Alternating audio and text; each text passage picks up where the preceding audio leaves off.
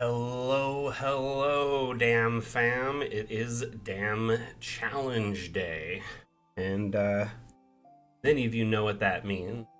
But for those of you that are new here, first off, welcome. My name is Mac. I am the community manager for Dungeon Alchemist, and this is the official Dungeon Alchemist stream.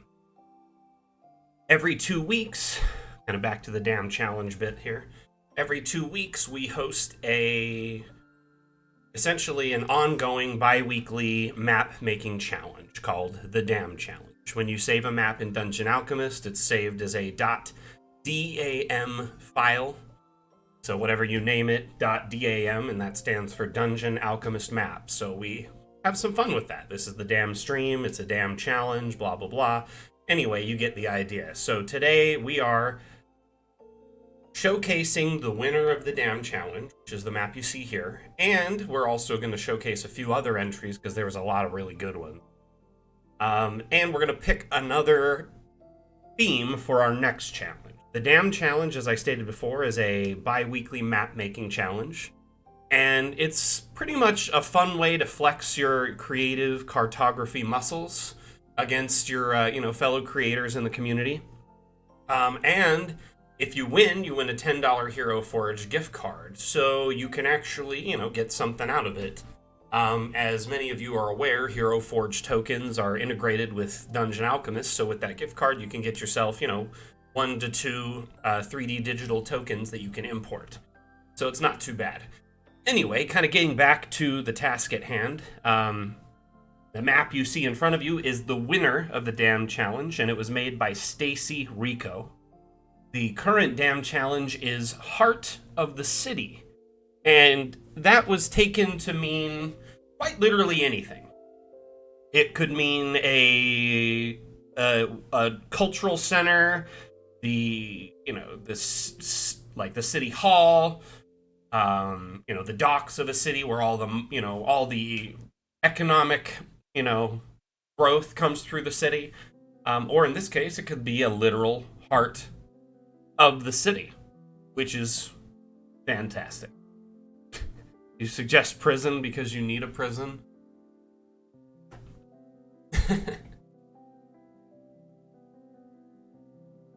Bump my starting this and it's just like off.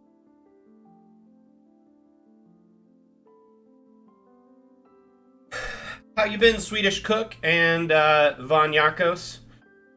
What y'all been up to?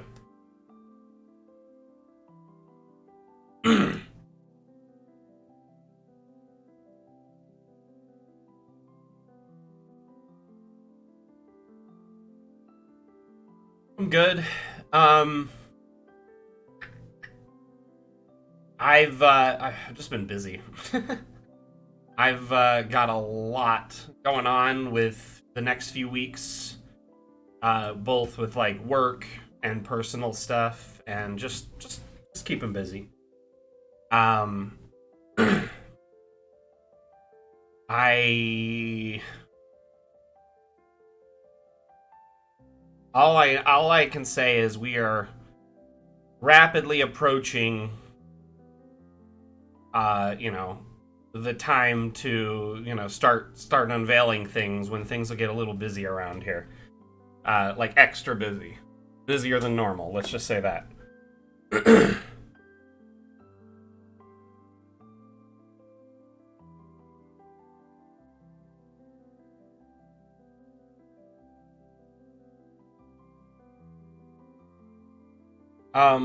So I do have some interesting news.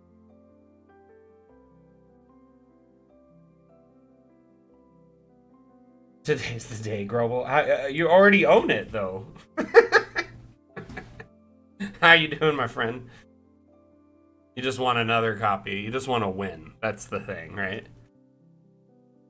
So the lovely Stacy Rico made this map, and it is just a delight. There is a little bit of everything in it, and we're going to go through it and check it all out. We're going to spend some time doing a tour of the map.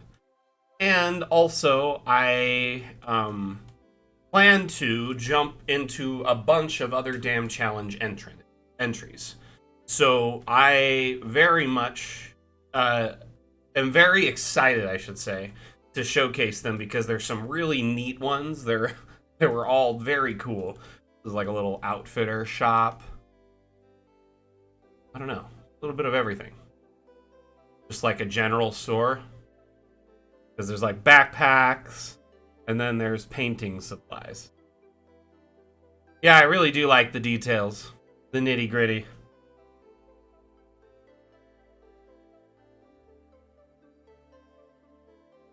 Oh my gosh, Grobel. Well, that's so nice of you to run a charity fair. That's really cool. And I'm sorry you're so exhausted. It's so hot and like ridiculously, let's just say, unsafe to be out too much in the heat right now. So definitely stay hydrated, stay in the shade, stay in the cool. I mean, you could have one for each of your hands, so you can make 2 maps at once, right, Robel? Oh, Vanyako, I'm sorry to hear that. Is your, I don't really want to get too much into it, but I hope he's doing better, at least, or, you know, is making a turn for the positive. But I was gonna let you know, man. Like, if life is getting a little tense at the moment because of family stuff and other things, we can delay another week if needs be. I want to win so I can gift it to someone else. That's really awesome, Grobel. Pay it forward, right? I like how there's just a nonchalant Necronomicon hiding on the top shelf, just doing its thing. So, Stacy literally made a heart in the center of her town. Okay, no worries. I just didn't want you to feel like, you know, overburdened or whatever, man. Because I know how it can get, you know? Um, so I love how she put fish in the water, which this is an abstract asset that is in our available in our Discord. We have a section dedicated to abstract objects, which are these here. They're kind of just like blank slates that you can insert stuff into. And in this case, she has a customizable plane like this, and then inserted a fish. And it's just like a little koi fish or a goldfish, whatever, that someone drew in a top down, and the whole template is blank except for where the fish is. So imagine this whole area was blank except for a fish in the middle. So it was like a PNG. And it's beautifully done in this case because then you get like just a bit more options as far as like how things look. That one. Anyway, the heart must have taken a while to carve. I could only imagine that was a pain to work and do.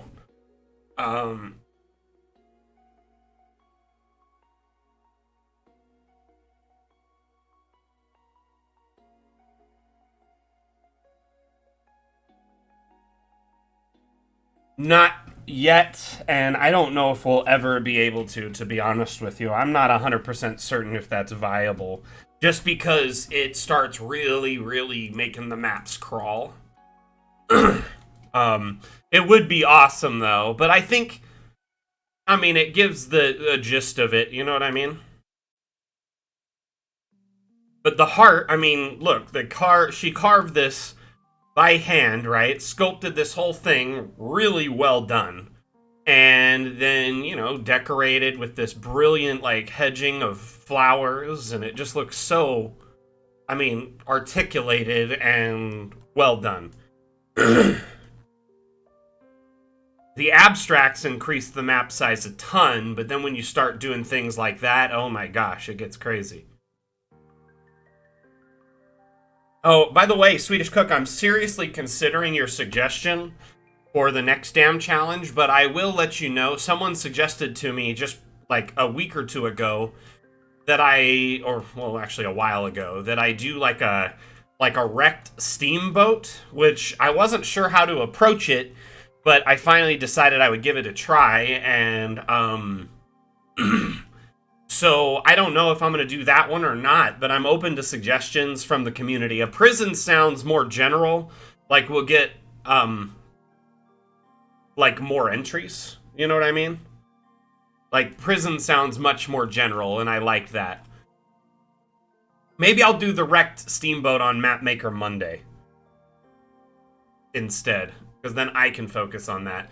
Once I'm done with the quaint little you know, snow village with a tavern. I'm really gonna focus on the dam challenges from now on are all going to be much more useful in a general sense, meaning like a map that anyone could just download and use in their campaign in a pinch.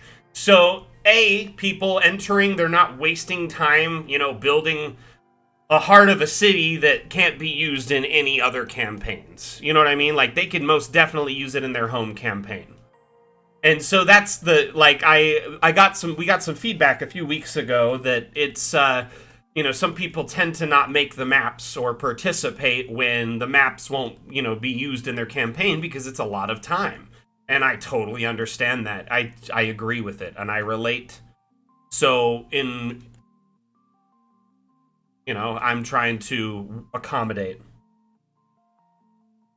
Yeah, that's the thing. Prison, I would love to have more prisons on the workshop. We could do with more prisons and more mountain passes and more canyon ambushes and like just general. My hair is really complimenting my look. You mean my no hair? I guess I got a little 5 o'clock shadow going right now. Thanks, I guess? I'm not sure how to take that. It's okay. I've heard every bald joke in the book, so, like, trust me.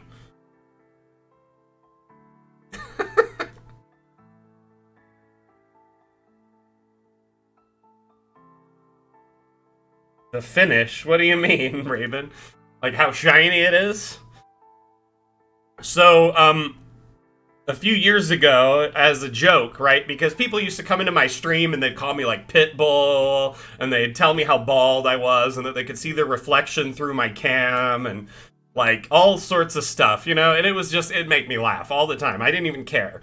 And the thing is I loved it because I thrived off of it, and I made a lot of friends with trolls who thought they were just edgelords, who really just were like trying to get someone to challenge them a little bit, I guess.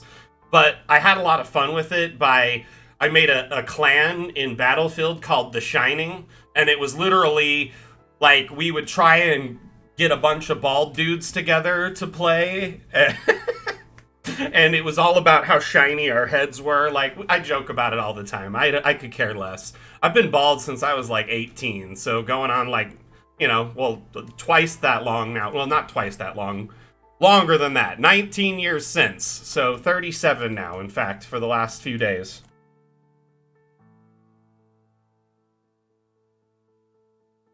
In Germany, we say well-made hair, done hair. Oh, okay.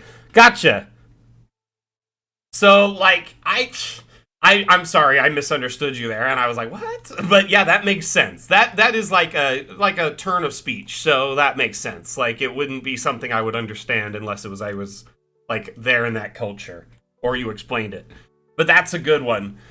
Oh my gosh, I love this little market. Little hookah tent, little tea lounge. Here's a little, like, a miner's outpost, some towels. Need towels. Fruit. I like that there's just little fruit on the ground, like someone dropped it. Hey, Swedish Cook, when you get there, you just gotta embrace it. Like, I used to, like, try and hide it, like, with a hat, you know, or I'd, like, dye my hair to make it look thicker. But the thing is, like, basically it got to the point where it wasn't worth it anymore, and I realized the more I, like, let my hair grow out, and like look, you know, I looked more bald. Like, so I just try to keep it trim. Like, I basically try to trim my head once a week now. Yeah, if you leave the sides growing out and the top just sitting there empty, you look more bald. So you got to keep it all trim, right? Thank you, Grobel. I appreciate it. You can have all the hair. It's getting way too hot. I'm the peak of evolution. This little fish market. Oh my gosh. They need ice. I love this. This is so great. Little bobble shop. The market is perfect. The cheese stand.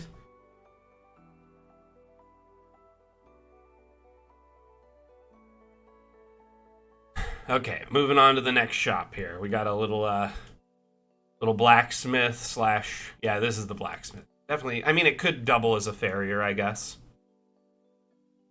Just a well-rounded blacksmith shop.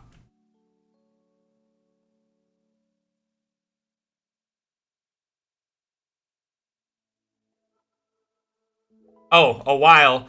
But most likely what they did is they set up the items and then put the awnings over it. That's what I do. Like, I'll set up the scale of the awning and then I'll pull it to the side, decorate, and then pull this over it. Putting it under would be a nightmare because you have a weird angle while decorating. It's super hard.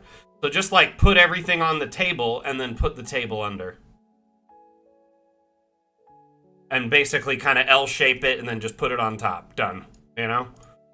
Or a little, like, oh, maybe they have a front stand where they can stand behind and, like, talk to you over it.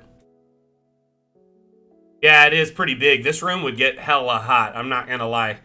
That one is very big, and the billows, no.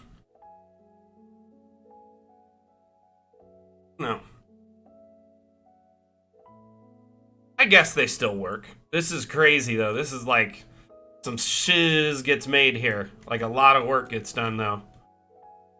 Probably a 5 to 10 man blacksmith shop. Ooh, the theater. Oh my gosh, look. There's little movie posters. So, a lovely, you know, set of grandstands.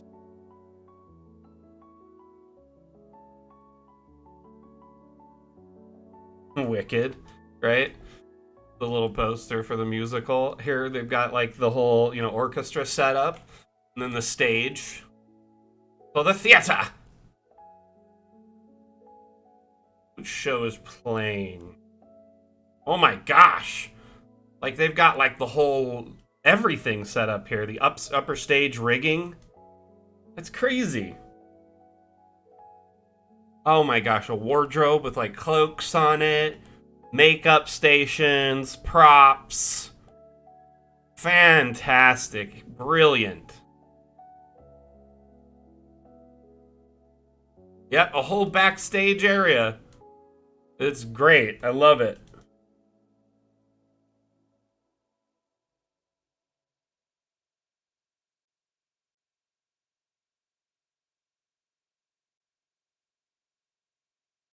Brilliant. And yeah, this looks like it's connected here because this door goes through, so this is like a little lounge for the like after party or like you know, for the thespians to hang out.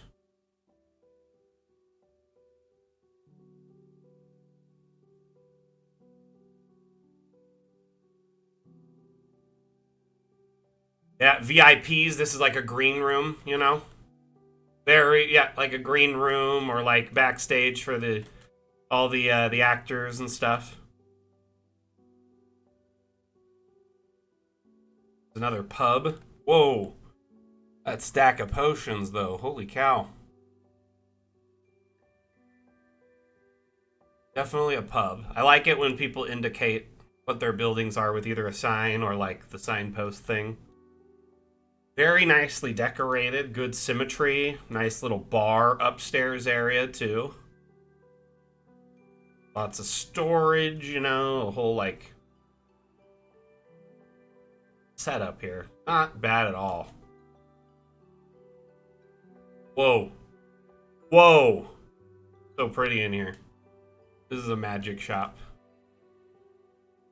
I love the little splatters on the floor. My wife made these, so I'm pretty sure those are hers. I mean, we do have a few different signs that you can use, but yeah, I agree. It would be nice to have more. So there's the notice boards you can use. So you can just slap one of these on like a building, you know. Or these are great in like, you know, center of a town. So I really love the notice boards because it's a great way to put up like bounties, or you could even show your party's face on it. Like, oh, wanted for questioning, you know, whatever. Something like that. It'd be hilarious if they saw it. And it's like, let's say you have a murder hobo thief in the, or you know, a rogue in the party who loves to kill and steal constantly, and it's gonna catch up with them eventually, right? So maybe someone's got a wanted poster for someone matching their description in the area.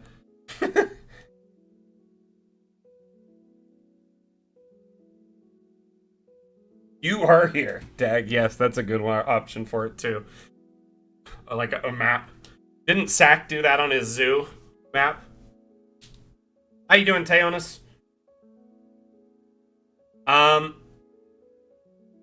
Signs are simple. I need more stair options. You know, every update we add more stairs. Pretty much every update, because it's a new biome, adds more stair types. So that's kind of how we expand it.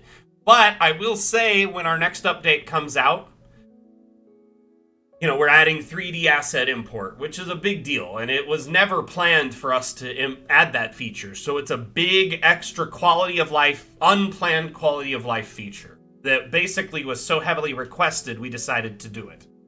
And it has taken a lot of work. Our lead developer has been busting, like, he's been working his butt off, just he's seriously grinding behind the scenes. I barely talked to him the last couple months because he's been so busy. And he's come up with this elegant solution for the community to upload assets onto the workshop and to use in your own maps or to share publicly. Dag, that's not necessarily 100% public information at the moment, so let's not bank on that. Let's wait until the devs a public announcement for it, or myself public announcement. That's fine. Basically, I will say this. With 3D asset import, I imagine that right off the bat, we'll see people uploading, say, roof packs. You know, it's a square or a rectangle or an L-shaped roof or a T-shaped roof, or, you know, like all these different rooftops that'll work if you build your building to that shape. So it's like a prefab roofing with like all of the framing underneath, the shingles on top, and it could be like, you know, shingles, or it could be, I imagine people doing like log timbers or thatch, like all these different roofing options that would be in a pack that they may even sell or offer on the workshop. So right now, okay, as I say this, let me just double check this number, because before the stream we were rapidly approaching. We have 4,996 maps on the workshop, meaning we are 4 maps away from hitting the 5,000 map milestone. And the workshop has been available to the community less than a year. Now, everyone in our community can make maps and share them. Doesn't mean everyone has to or should or whatever. It's just awesome. The more maps we have as a community to look through for inspiration, to learn from, to rapidly download for your campaigns if you're in a pinch or didn't get time to prep this week because your boss has been riding you all week on a deadline, whatever, you know, or maybe you had more time with your family or friends this week and so you didn't get as much prep time and now you just need a map on the fly. The workshop is the way to save time. Now, the workshop support for 3D objects, I'm sure in the beginning it'll be kind of, you know, just a few here and there, but I'm sure there's people that are already making and compiling assets to upload. I know a few that want to upload a ton as soon as it's available, including like, you know, cool like token assets, you know, things that are like monsters and you know, all sorts of beasts and creatures and whatever. So that'll be very cool, you know, and it's not going to be just limited to, say, you know, just tokens. It'll be objects. You know, maybe, you know, one thing that people ask for all the time is a sword that's vertical, right? Why do we want a sword that's vertical? So you can put it in a stone or an anvil or on the wall. You know, maybe even an axe that looks like it's thrown into the wall, or a knife stabbed into a table. These things are very normal in a setting. However, in top down, they don't always look the best, so our devs have been waiting to approach that till later. But I imagine people will probably do stuff like that. One thing I've been working on with my missus, we've been both kind of getting used to 3D sculpting on our iPad, and so we've been like, well, she's been doing the most of it because I'm a little intimidated, but I kind of guide her and give her, you know, hey, this is what I think it should look like and blah, blah, blah. And she is just getting amazing at it. But basically, she's whipped up a palisade pack, like a whole bunch of extra palisade barricades, like the wood posts that are just, you know, pointed at the end. And she's even got a couple more she's working on. It'll be like, you know, 5 to 10 different palisades plus single poles at like angles, so you can just kind of have more diversity. So we already know of 2 3D asset file types: FBX and GLTF. Okay, those are 100% certain, and I have some mad leak information right now that I can share with the stream. It looks like STLs will be joining the pack as well at launch for this update. I got confirmation that the testing for STLs is in fact going well. I've sent a bunch of STLs to our lead developer for testing, and he had a few himself. I'll hear back soon, but it looks like it's going very well. So if that's any indication, STLs are by and large one of the most common 3D file formats because they're commonly associated with 3D printing. So almost anyone who has a 3D printer has heard of STL or has a bunch of them, you know, lying around on a flash drive or on their computer. In fact, many times when you support like a Patreon that comes with like token packs and stuff, like all the tokens that you can paint, they come with both like an STL pack usually, so you can print them yourself. Exactly, Dag. So what we're thinking is it'll be a blank, kind of like a blank gray. So it won't be very detailed, other than, you know, the actual like object itself, like the outline of it, but it won't be as detailed with shadowing and lighting and color. But if you have a bunch of STLs already, that means they won't go to waste. And additionally, I mean, you can always paint your STLs using, there's 3D painting programs. I believe there's a couple that are free, and then there's a few that cost. But you import, OBJ STL, it converts them and allows you to paint them.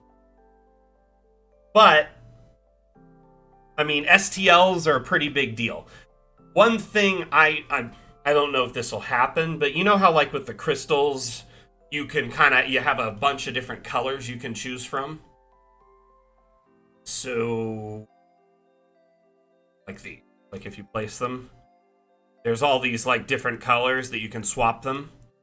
I have suggested that we offer a base color palette like that for the STLs that can just a quick skin swap. Here's how that could be very cool. So let's say you have a bunch of STL tokens for players. You can then quickly apply conditions when they're cold or frozen, or their movement speed's affected. They could be blue.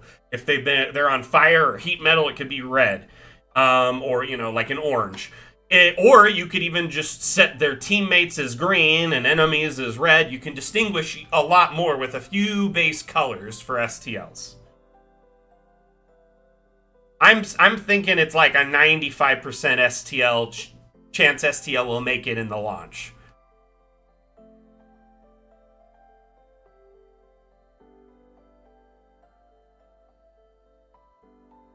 Yeah, it would be like a clay gray color, like a flat gray.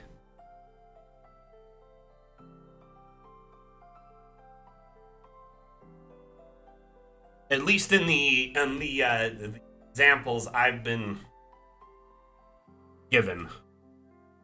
Really love this shop. This little potion shop looks great. An herbalist or an alchemist or something. Potion mixing table. Whoa. Wonderful tailor. Looks like they had a busy day because they sold everything. My only thing is I don't see the spindle wheel. But they've got a loom, it looks like, so that's good. Oh, my hammer's hiding. Right there, I found it.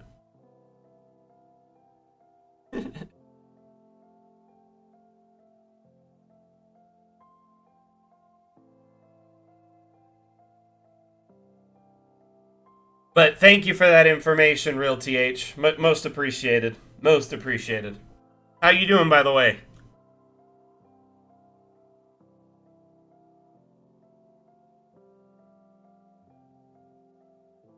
Doing good. Glad to hear it.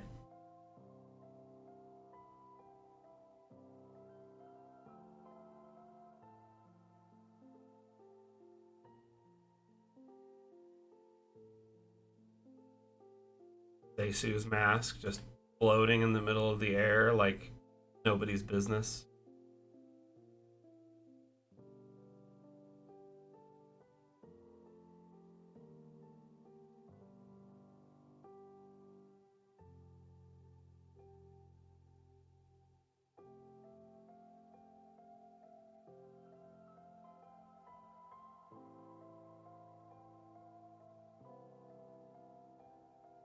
Chapel's clean. Really good. Little cleansing station right when you walk in. Like little places to, sit or kneel and pray. Hey, gaming related, how you doing?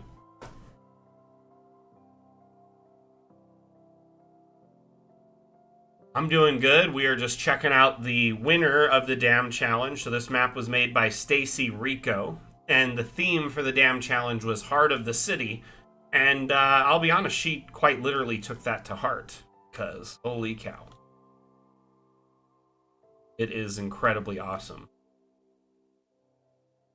Literally a heart in the center of the city. And we've been just kind of going through each of the buildings one at a time, checking that out. She took the theme quite literally, and I'll be honest, I really enjoyed it. Both is it the downtown kind of like, the main street, so to speak, of the city. And you've got, the baker, a church, a magic shop, a potion shop, a tailor. Looks like even a little jail here. Yep, little jail. A little sheriff setup with 3 jail cells. Nothing big. Tavern.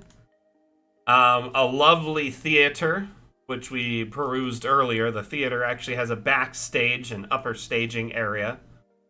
It's fantastic. This map is lovely, and it's available on the workshop. If you search Heart of the City, you should find it quite easily. I am very, very impressed with this map. Almost every inch of it is just so beautifully detailed. It looks like, she generated a few different aspects with the AI and then dove in and just made everything else by hand. Hey, Highland Lass, how has your travels been? Hope you're staying safe.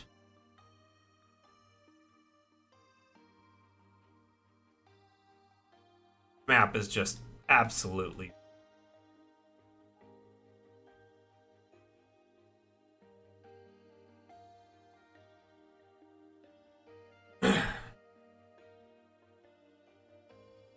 man, I really enjoyed this theme, but I'll be honest with you, I spent like 2.5 hours last night trying to pick a winner. it was not fun because, yeah, there was some really amazing entries. And we're going to go through them all and look at them.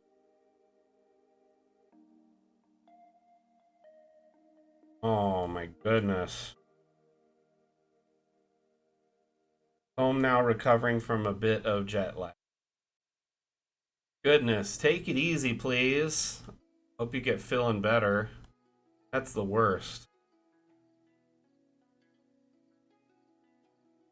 Jet lag, I mean, it could be worse, though. Like, you could be sick, you know, like travel flu, COVID or something.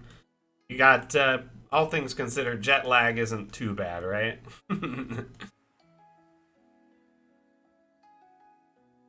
Yeah, this looks like it was a lot of time put into this, for sure.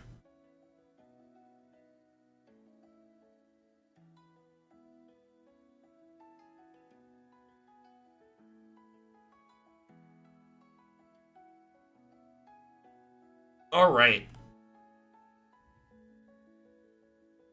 I like it a lot.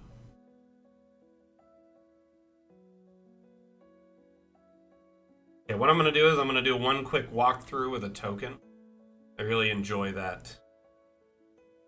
We'll start in the heart.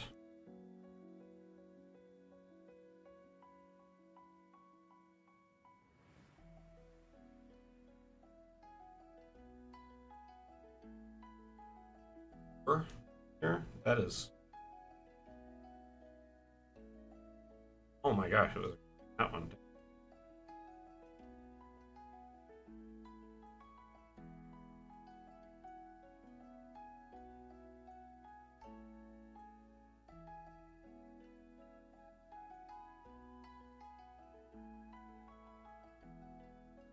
Yeah, this just looks like an all-purpose, like, general store. Like, it has a little bit of everything. It might have, you know, anything you might need.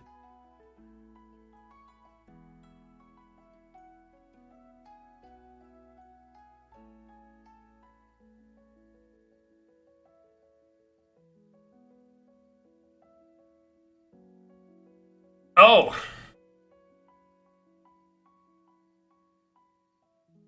I mean, it's okay. You can still always use it for your campaign and whatnot. But I'm sorry you didn't get to submit your map. Your maps are always a treat.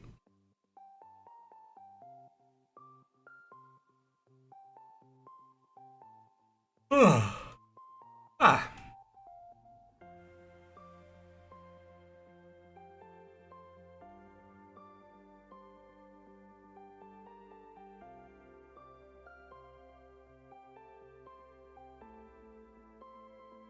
I like it.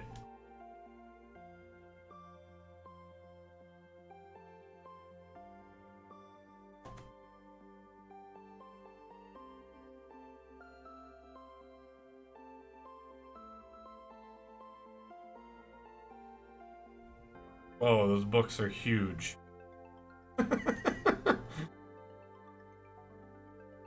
Like when you come in, you're like, whoa! That's a tome right there. It's the kind of book you slap down, and when you open it, it creaks and dust comes out.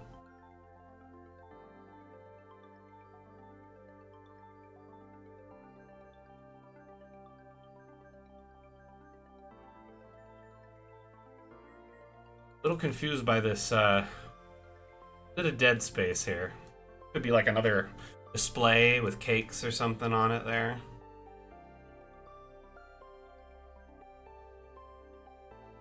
1D floor bludgeoning to the table. For an improvised weapon.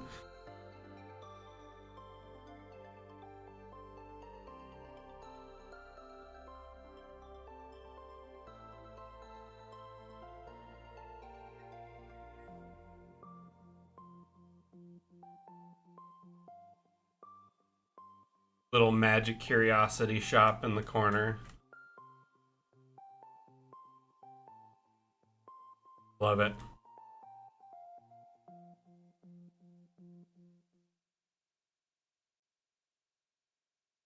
I think this is my favorite shop.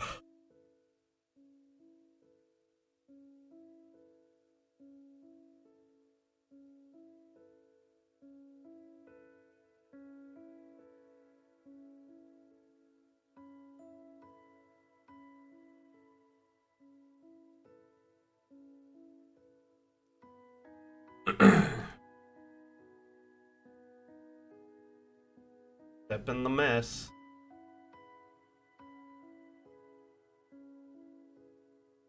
I know, I love the spills. Would like to put just like a little puff of smoke on this from the effects, because it looks like it's acid eating through the floor or something.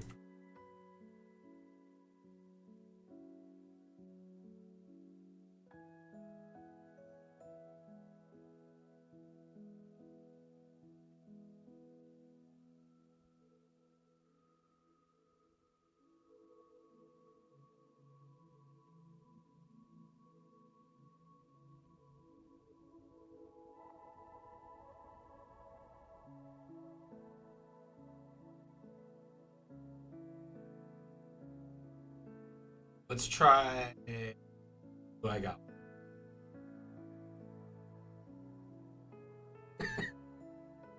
Turn down the intent.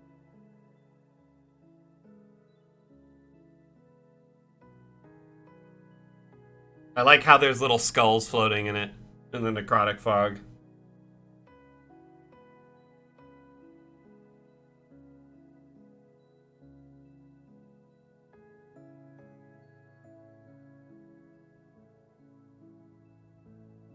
Oops, gotta get out of here. See ya.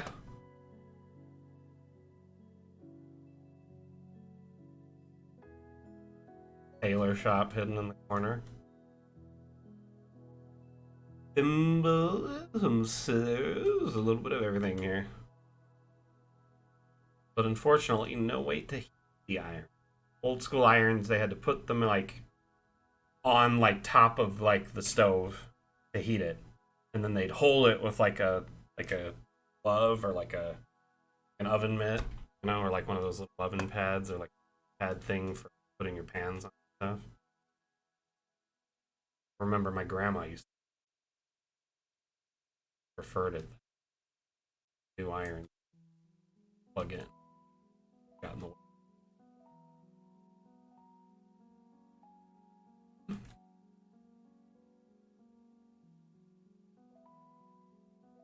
Honestly, my grandma was so old school, and I love it because I learned a lot of like old fashioned way to do things that like people have basically kind of just forgotten due to modern amenities.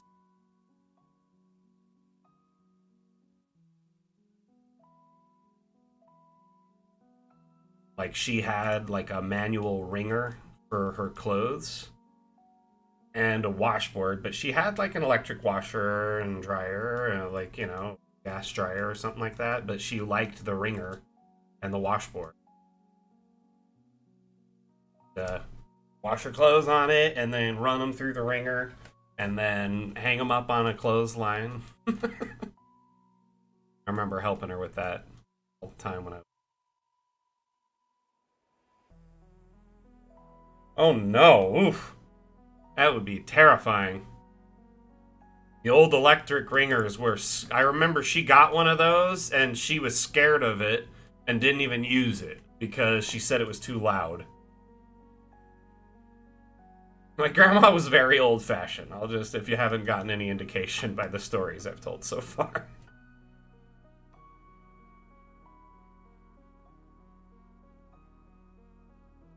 Oh my gosh, that sounds incredibly painful. Especially if it was cinched super tight, it would probably just could break your finger, or it would be a super pinched, like a smashed, you know, nail or something. I like that I can walk under these huts. Perfect. Do I get a discount for the apples on the ground?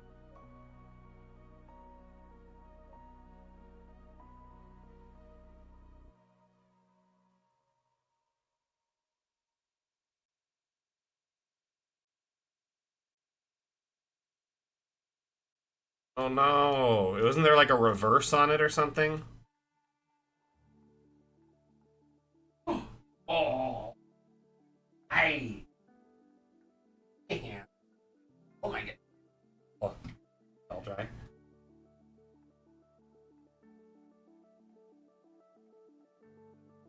Oh no.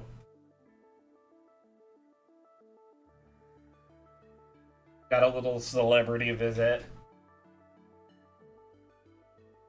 Is it they?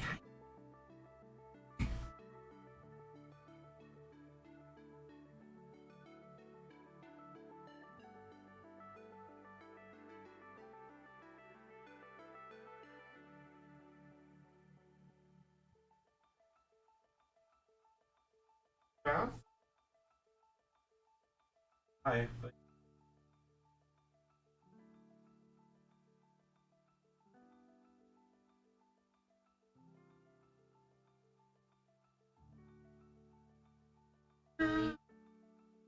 Huh?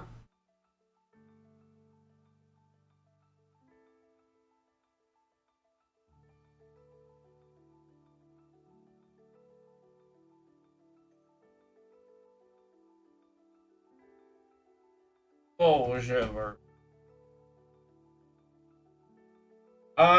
You know, he was adopted from a shelter, like a basically a non-profit shelter called Those Left Behind. And I'll be honest with you, they weren't 100% certain of his breed, but they thought he was a doxy poo, a dachshund poodle crossover.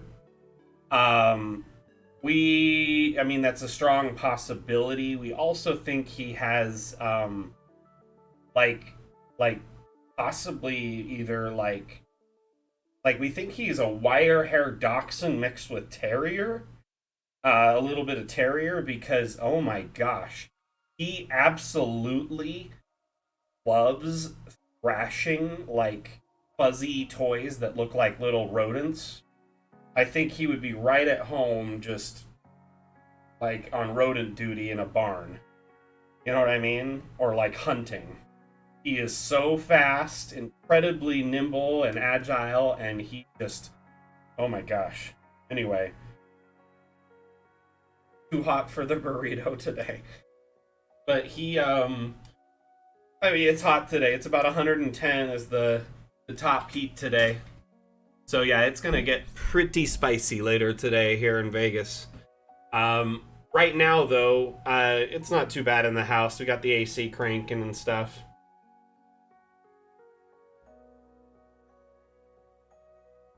So, oh my gosh, they can be incredibly helpful in a lot of different ways, but he's just such a good companion. He just loves to snuggle like this. He'll just sit in my arms forever. You know, last night he was up on my bed next to me, fell asleep on my arm, like laying up on my arm, just miring me, staring up at me. He just loves chilling with us. He loves our cat. He gets along with our cat so well. They play around all day. It's adorable. They're just thick as thieves. They run around and tease each other, chase each other, call each other out, play hide and seek, and keep away and stuff. It's really cute. He's a good boy. He's a good boy. He's a good boy. He's a good boy. Oh.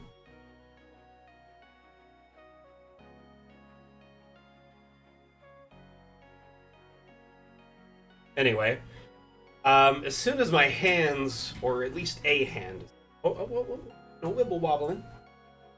Come here. Can you chill out? I'm gonna hold you right here. And try. Oops, wrong button. Yes, I can kind of walk around. Do not stream while holding a dog. It's unadvisable. Not sure how to do my job. But he is adorable, and honestly, I don't mind. I could take a quick union break.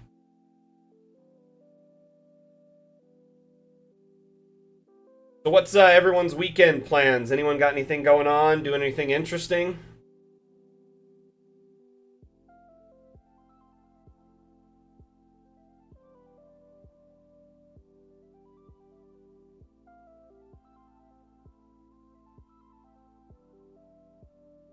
D&D in 6 hours? Oh no. That's a good thing, but are you all prepped for the session? That's why I say, oh no, are you ready? Board games with friends? Nice. You gonna take him? I gotta get back to work. Love you, handsome boy. Be a good boy for mom, okay? Wibble wobbling. No running away when she's trying to dry you.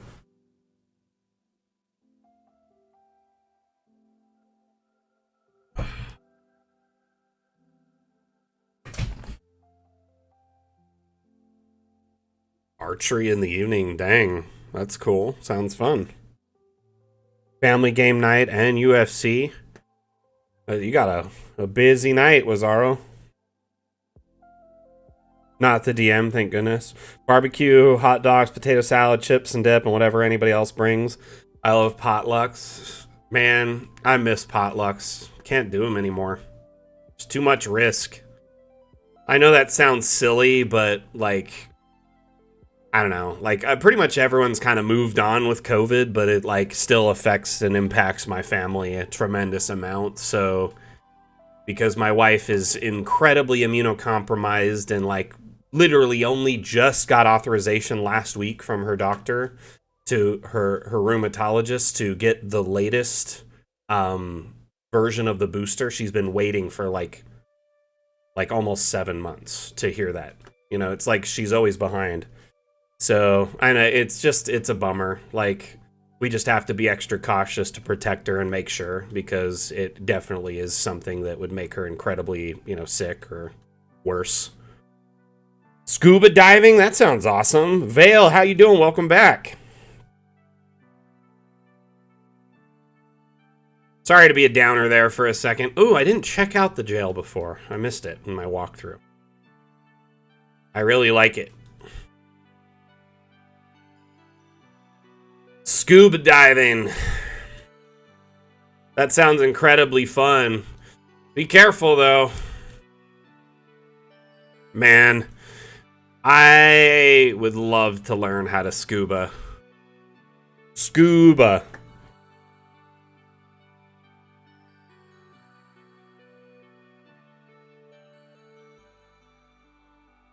Nice. What kind of... So, like, are they... So, video game sprites, correct? Is that what you're meaning, right? I have a dog for all my... Feel it. Supposed to play a gig last night, but that fell through. Dude, I'm sorry. Did you at least jam out and have some fun either way? Nice. That's cool. See, when I think of sprites, I think of like pixel games from, like the 90s, but sprites are still very much a part of video games, but that's like the first time I ever heard the word sprite. Other than like in the context of, say, like a fantasy setting. Nice, nice. So what was on the set list for the night? So I think we checked out the whole city. Did I miss anywhere? I think I got everywhere.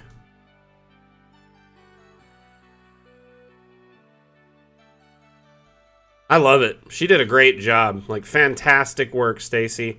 If you're in the crowd, I appreciate you. Thank you so much for working so hard on this and submitting it for the damn challenge. If you're not here and you watch the VOD later, that's for you as well. I appreciate you. And I will be reaching out to her in the next couple of days to issue her a $10 Hero Forge gift card. Let's discuss, though, before we move on to the next map, what we should do for the next damn challenge. So, prison was thrown out earlier, and I really like that. However, I'm thinking of broadening the scope a little bit.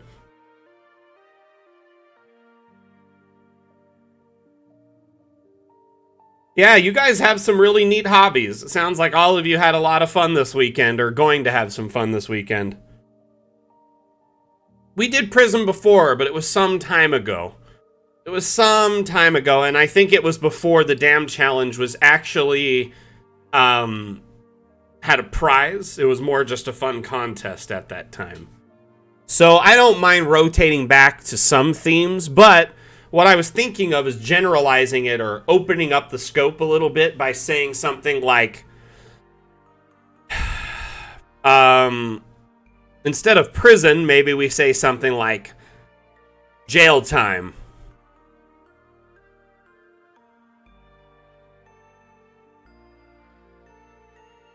Or imprisoned. Or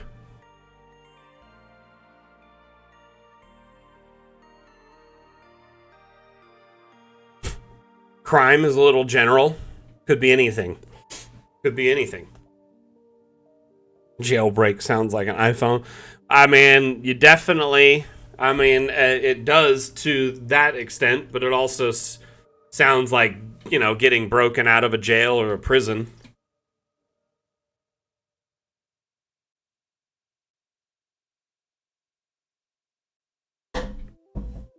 Crime is very open.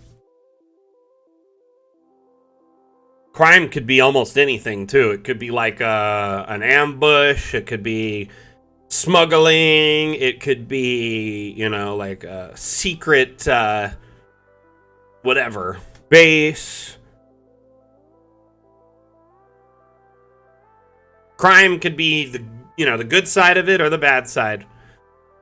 Investigating it.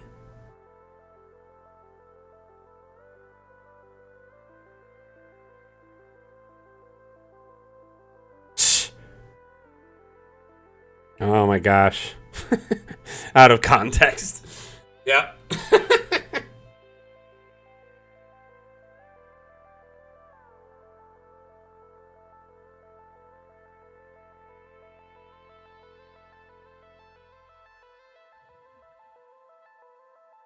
We could also do something like a thieves' den, or maybe like slums. Slums could be an interesting theme.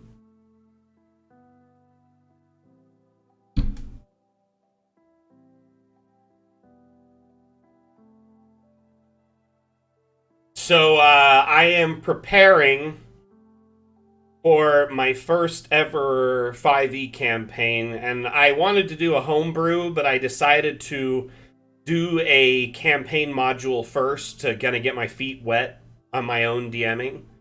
And I've been preparing by reading Tomb of Annihilation.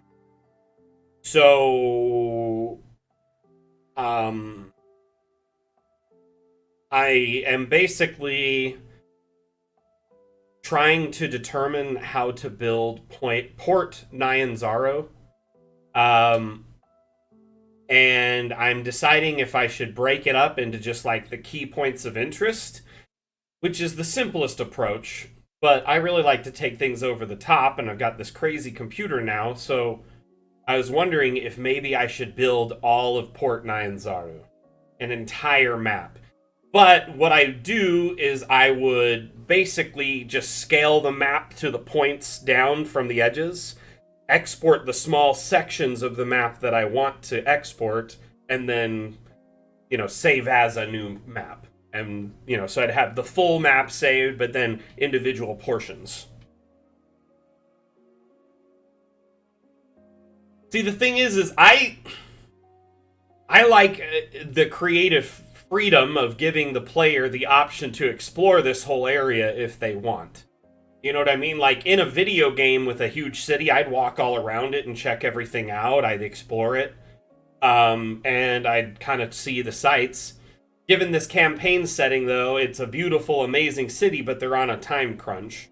So it's one of those things that's like, am I wasting time building this huge city that no one will ever really enjoy? And is there really a VTT that can fully load this entire city in it? Like, we're talking water deep scale. It's pretty large. So I'm not sure how to approach it, if I'm being honest.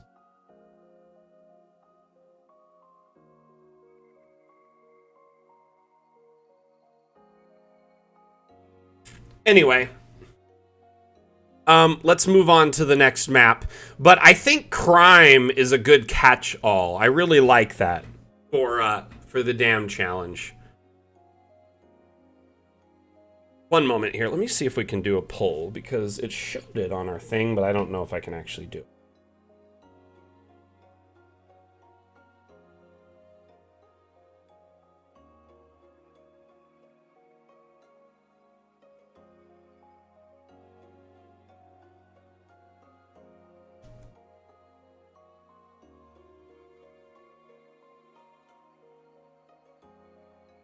So I'm going to put some of the popular suggestions.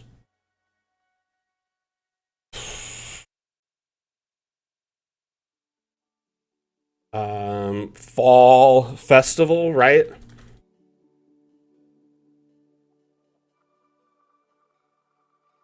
So I got so far Prison, Crime, and Fall Festival. Is that all of them so far? That were like the main suggestions? Jailbreak and Crime and Prison kind of all in one. Slums. That was another one. I didn't know if anyone cared for that. We could do Slums. That's 4 suggestions to pick. Cool. So I'm going to just start a poll. We've got 5 minutes. Hopefully this works. Nope, did not work. Just says service error. So either something's wrong on their end or I need to do something on my end to get it to work. So nothing I can do at the moment. Okay, never mind. So you know what? I think I'm going to pick that Crime is a very open-ended map option. It could be everything from the punishment for a crime, investigating a crime scene. It could be a heist. It could be a slums with like a crime syndicate. It could be a thieves' den.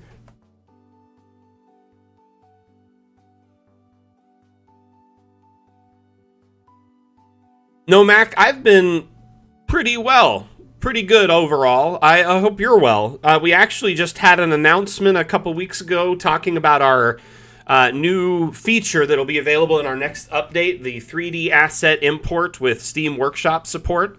So you'll be able to import, 3D objects, or, people will be able to share 3D objects on the workshop that you can then import into your maps to have custom assets, tokens, etc.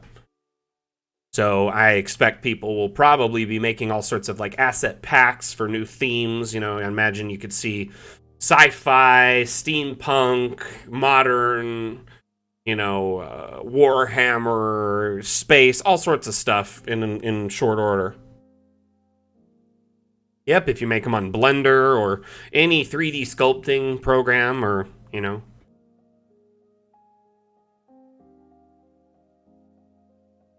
Here's the thing, I don't want to limit the challenge to just people who can import 3D assets, at that point, and I don't want to center challenges around 3D asset imports. I might have a separate challenge that is just like, oh my gosh. So like the first thing that came to mind is damn that asset would be like a contest where we have like people, like a most original asset each month, and they win like a gift card for Steam or Amazon or something. We actually had the announcement was all over our socials and on our YouTube. If you give me just a moment, I'll pull up the video and we can watch it here on stream.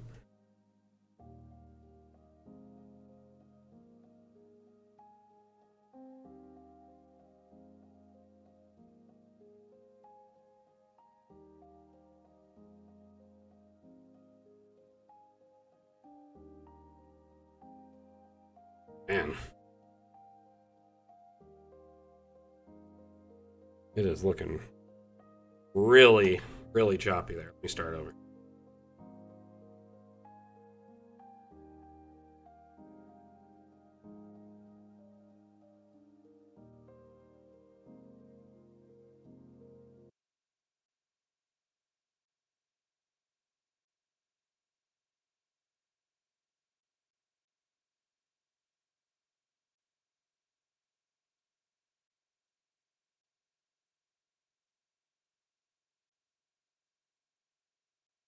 It's just music, and it's very faint. Sorry, I think I have YouTube just turned way down.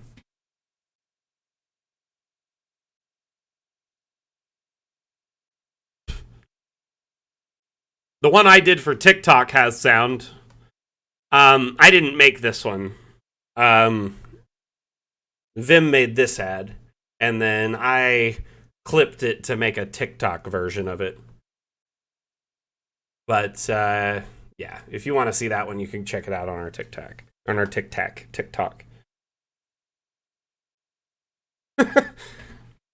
Riot Watchtower, it's gonna get crazy up in there.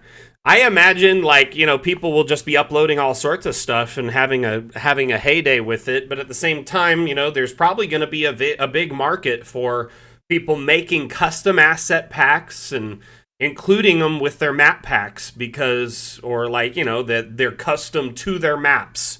So they're very exclusive design, unique, beautiful objects that can only be found in their map packs if you're a Patreon subscriber or whatever, commission them or whatever. So some people will definitely be sharing them on the workshop for free, but I imagine other people will, it's a skill. 3D asset sculpting and CAD and stuff like that. It takes a lot of time, a lot of work, a lot of effort, and a lot of know-how, practice. So I think, people who do really good work at it most likely will attempt to capitalize on that to a degree. And I don't blame them.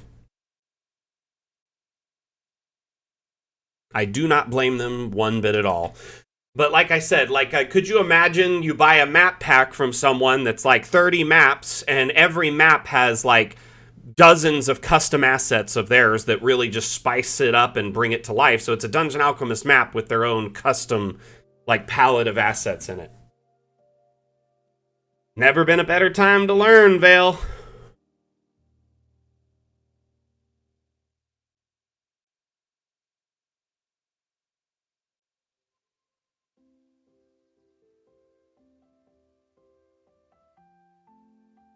When is the outline thing being released? You mean the tracing? Is that what you're talking about? Oops.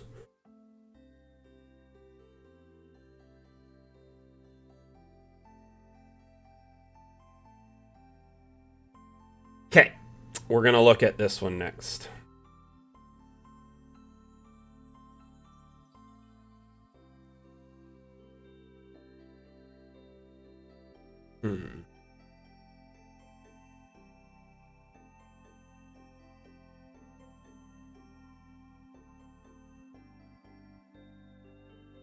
One moment here. I'm trying to find the map, and I guess it wasn't.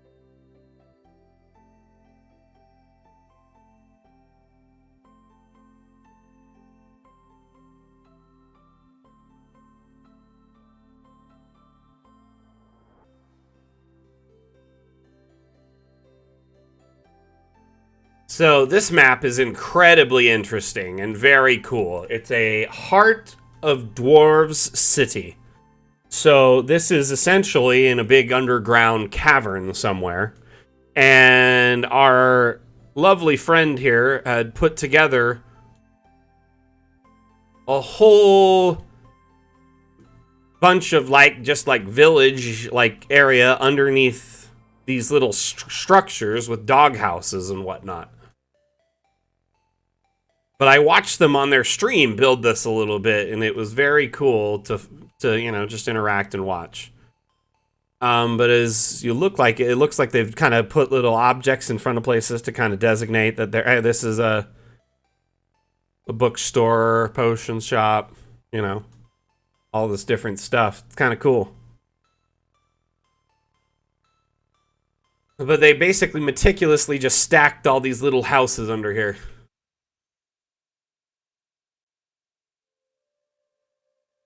Yeah, no, Mac. I mean, you gotta find time to stop in once in a while. It's a good breath of fresh air to see everyone's designs, and it really gives you like a good kind of insight to latest trends in the community, or gives you inspiration and stuff. If you were like, oh man, I don't know what to do, you may find something. I really do like this. But I mean, imagine just like a tight-knit little dwarven village that's all carved into the rock side of this like cavern. Like a big, huge, open, cave inside of a mountain. They've got the lava area where they've got their foundry set up, and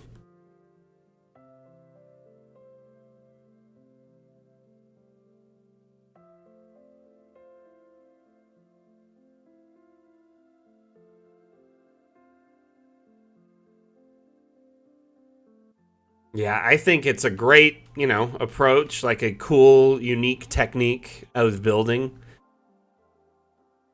And I mean, from top down, it's still very practical. You can see a lot of the homes around the edges and what they are.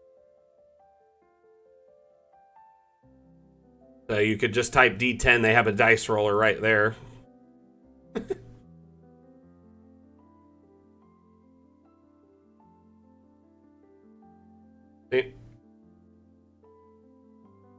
Anyway, there's dice rollers all over the place that you can use.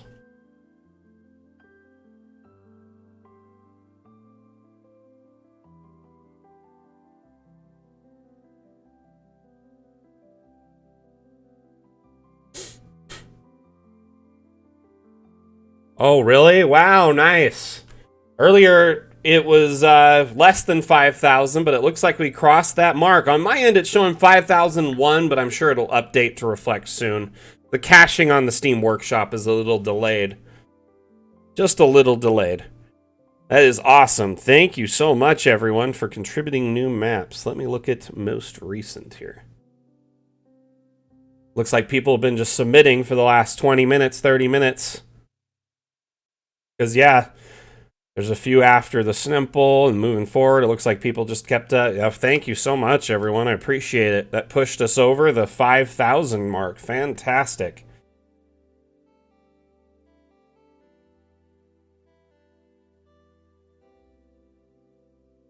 That is rad fantabulistic. In fact, I'm probably going to do a video and post it on a couple of our social networks and host a giveaway. Maybe I'll host 2 or 3 giveaways in celebration. One on our TikTok, maybe one in our Discord, and maybe like one on our Twitter. I'll figure it out. They'll be announced when they're announced.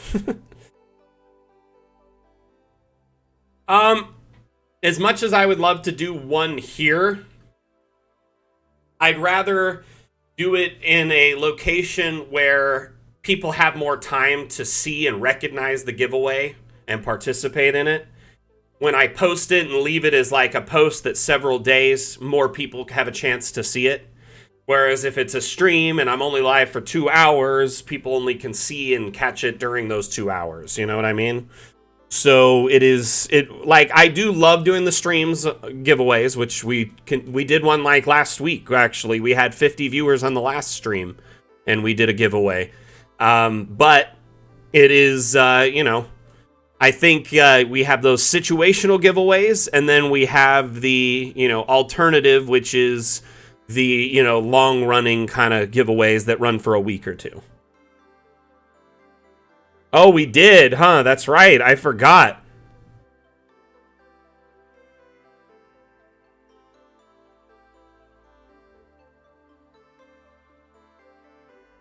Thank you, Watchtower. I appreciate it.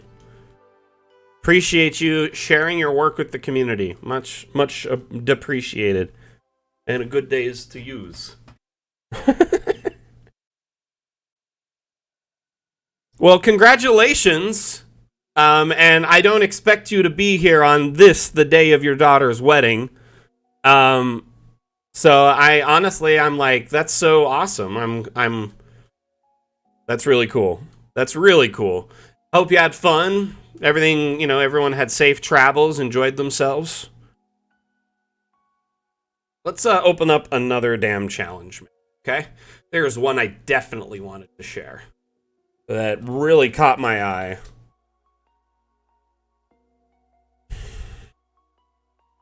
This one is, wow. We got like a party tree going on here.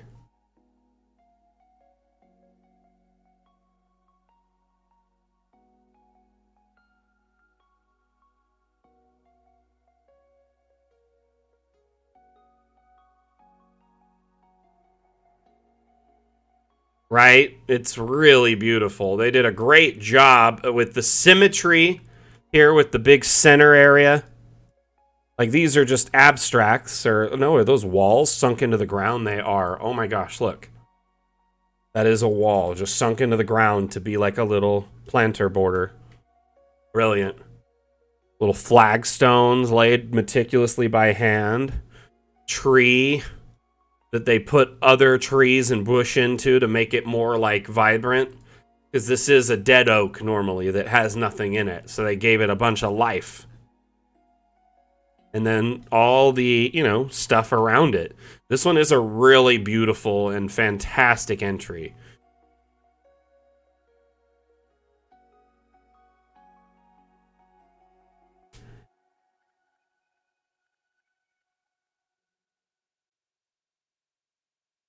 Just a modest little city, wrapped around this beautiful center of town oak where there's some stalls and some shops, but then also it looks like some people's homes, just nestled in.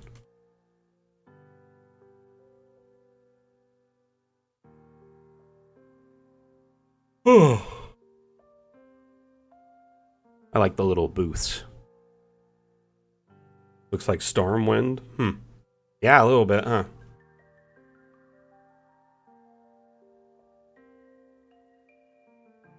I knew what you meant.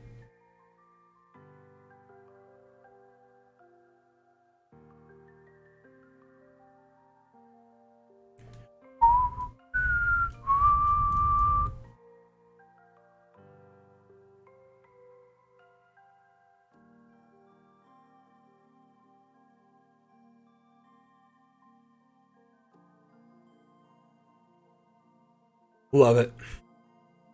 The tree is like the centerpiece for sure, and it really captures that heart of the city feel. Like this is like what was planted, or in the center to signify this city's whatever, and then it's been growing with it ever since. Something like that.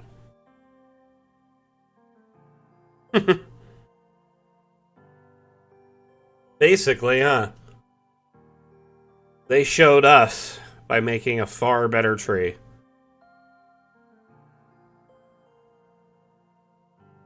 I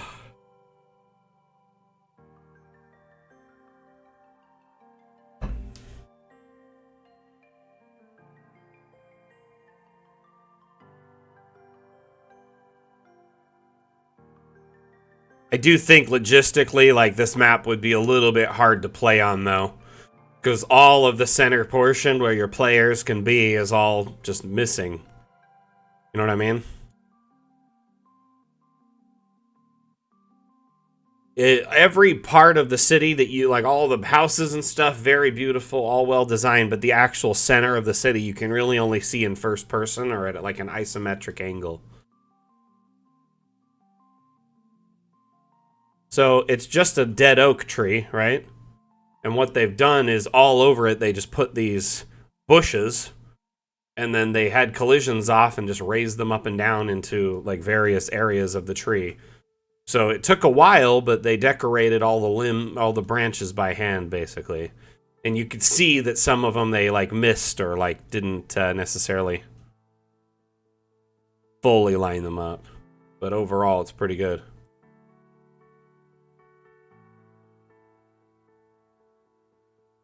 See, that's what I love doing in maps, is kind of reverse engineering them to see what they did.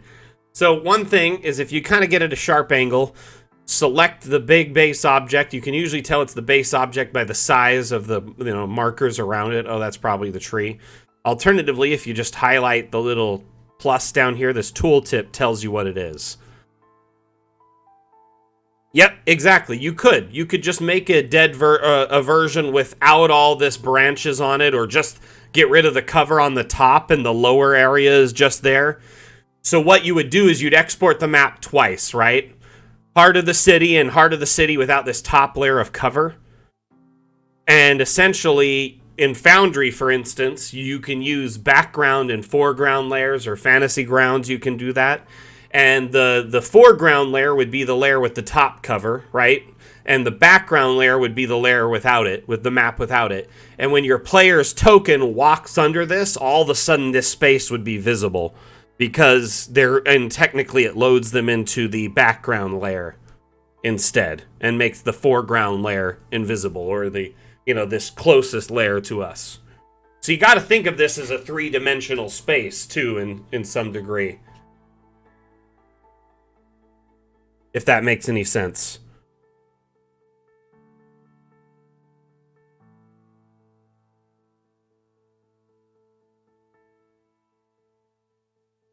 So basically, I would say, you see where my mouse is, kind of, I'll put a plane or something in there, and that'll make it easy. We grab one of these big abstract squares, right? Boy, and then we'll raise it up. And I would say probably everything above this line, you just get rid of all the canopy. You delete all the canopy above that line, and then everything below it you would leave. If there's any lower, like just a couple branches. But then when your players walk below, it would show it.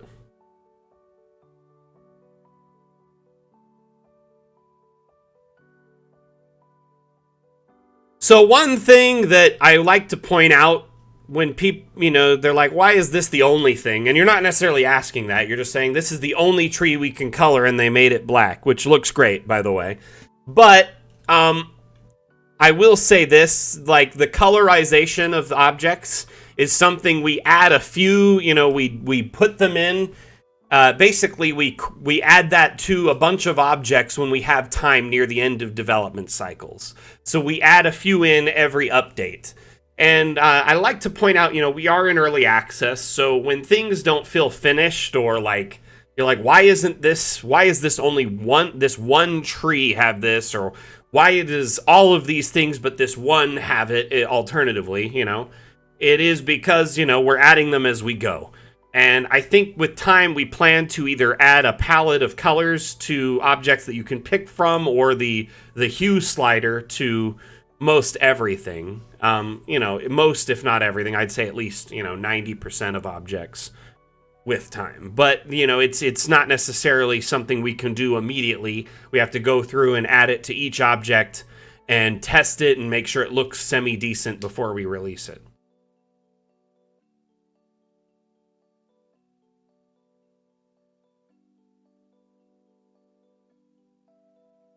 Oh, really like this map.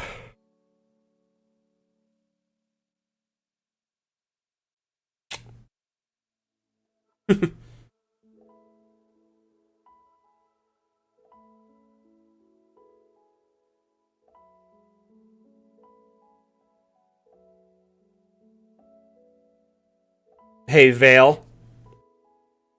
And I don't... Actually, you know what? We'll talk about it later. No big deal. I was gonna say something to you. But it's something related to Discord, but we'll just talk about it later. It's no big deal. Oh, man.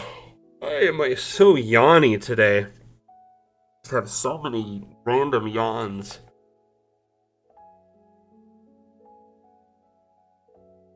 Really well done on this map, though. I love it. It's fantastic.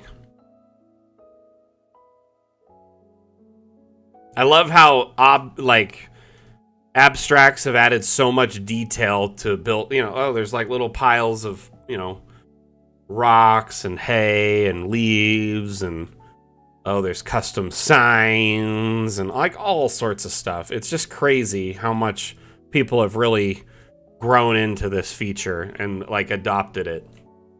Awesome.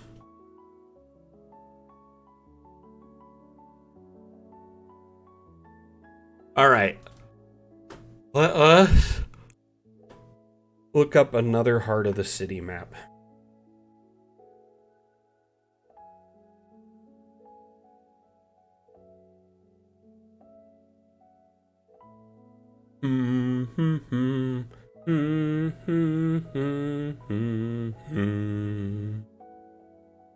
Oh, this one's cool.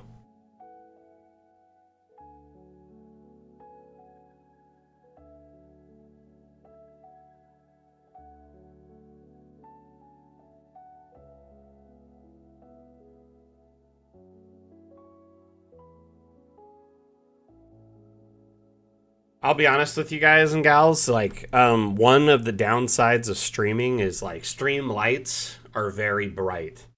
And, like, my eyes get so dried out. I also have photosensitivity, so, like, I can get, like, a headache from it sometimes, just because of how bright it is.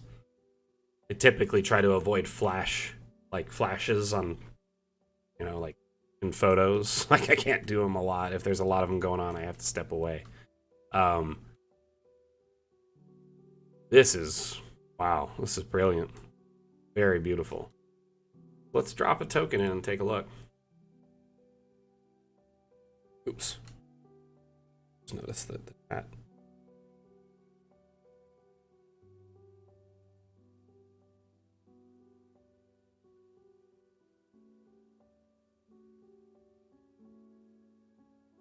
It's just like a brilliant, like, garden and tomb.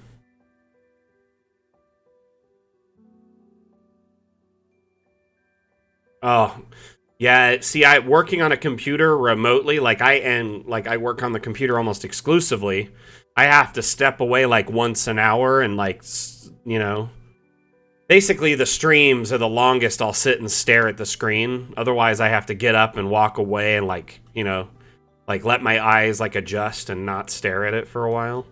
This is, the symmetry of this is stunning. Huh. Look at that. I recognize that logo. That's an abstract.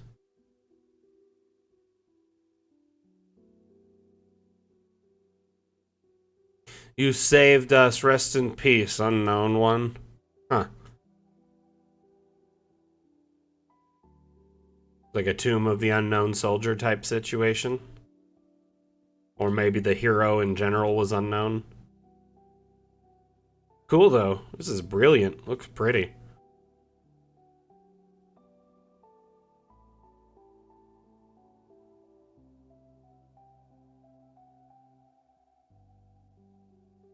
Oh, yeah. Oh. Man. I'm sorry for yawning. I'm not, like, bored or anything. I'm just, like, don't know what it is. Like, randomly yawning. Little statues tucked in here to the little facets. That's cool. This gives it more detail.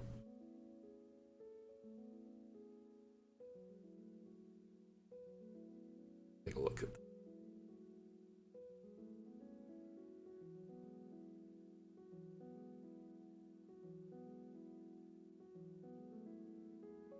Oh, these are just marble tables. They made the whole, like, structure, like, out of it. This looks like something from, like, ancient Rome or Greece or something.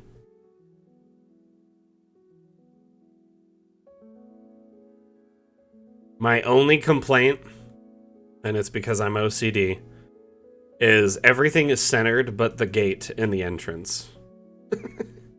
It should be over one more spot.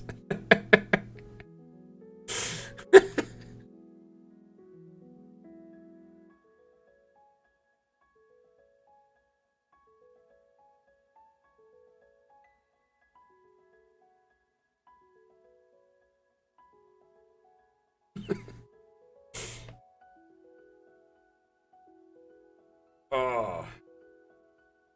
I'll let it slide, though, because this map is so awesome. Remember, if you are enjoying the stream and you want to make sure you catch future Dam streams or our Map Maker Monday streams, which are a little bit different flavor, instead of me showcasing community maps, we actually, I make a map and teach you tips and tricks live. So I walk through the build process in a live build. So you get to kind of see how the sausage is made, so to speak. Which I have about, 1,600 hours of map making expertise under my belt with Dungeon Alchemist alone. So I think I have a little bit to offer. And I love doing the map making streams because it's a fun way to just kind of challenge myself and make new maps, and at the same time, get challenged by the community to see if, hey, is this even possible? Like, our latest build was really, really interesting. I'm actually going to move on from this one and we'll check it out.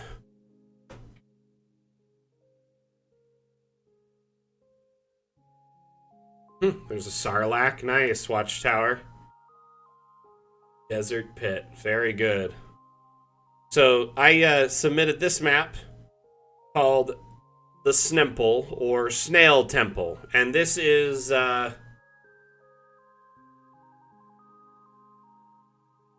basically a map I made on stream over 3-4 weeks, about an hour and a half per week, where I was asked if I could make a house on top of a large snail's back, or someone said a desert temple. I think it was Seisu said a desert temple, and then I mashed them up into one. And so here we have the Snemple, which over the course of several streams, I developed a whole lore and background and religion for it. Excuse me. A dog fur.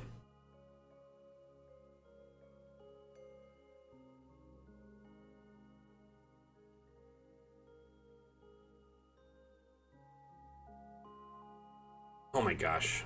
I was going to read this, but I opened the map on accident, so I just reopened them. It's just like a habit. Anyway, so I call it the Snemple, which is, snail temple. But, so here's the background story I came up with it. Over a millennium ago, the Pharynge were driven to abandon their homeland in the face of a cataclysmic earthquake. Their arduous exodus across the stark expanse of the Goldorna Desert was beset by a fearsome sandstorm, threatening to erase their existence from the very sands of time. Desperate for survival, they sought refuge in what they thought was a vast sandstone cave, an unexpected sanctuary amidst the relentless tempest that raged around them for over a month. Within the confines of their refuge, they uncovered a revelation.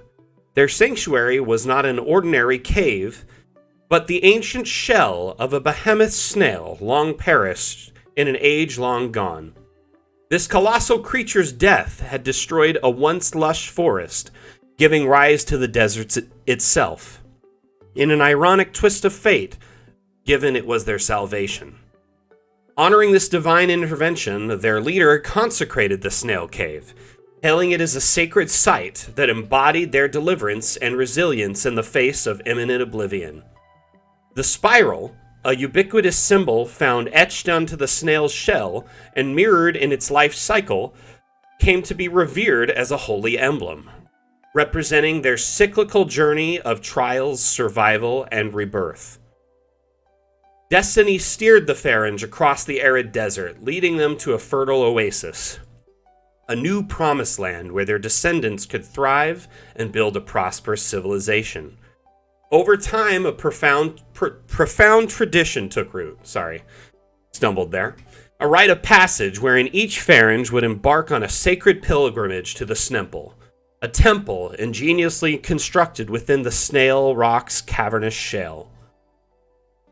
Guardians of this hallowed site, a clergy of devoted monks, known as the Order of the Sacred Spiral, dedicate their lives to its preservation. Within the echoing halls of the temple, adorned with spiraling carvings and motifs, they recount the tale of their ancestors' fortitude. They safeguard the symbol of hope for the future, a gestating behemoth snail. This duty to their heritage and their commitment to the cycle of survival and rebirth instill in the Snemple a timeless resonance, making it a beacon for pilgrims, a place to pay homage, and to witness the testament of their forebears' endurance and victory. No, Pharynge.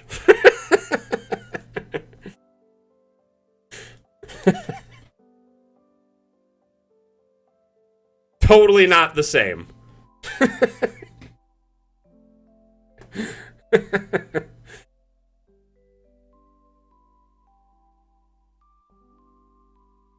Anyway, that's kind of the backstory. So we came up with this loose backstory over the course of 4 or 5 weeks while I was building this on stream, and the lore and canon for it evolved.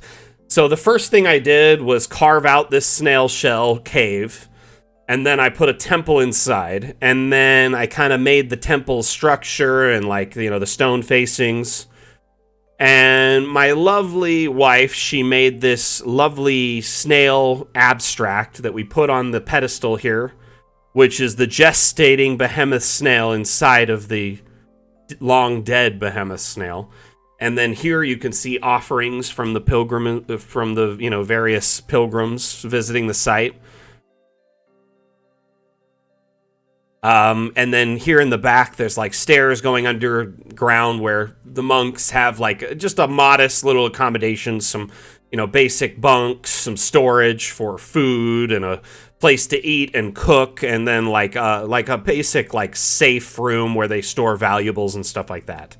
And like relics that are relevant to the site. And then all over you see these like spirals. That is another abstract, and I just kind of put them everywhere. They are like everywhere. They're on the walls, they're on the floors, on the pillars. They're just like all over the place. If you walk around inside, you'll kind of see them in various locations in first person mode. And then as you walk in, there's this cleansing station.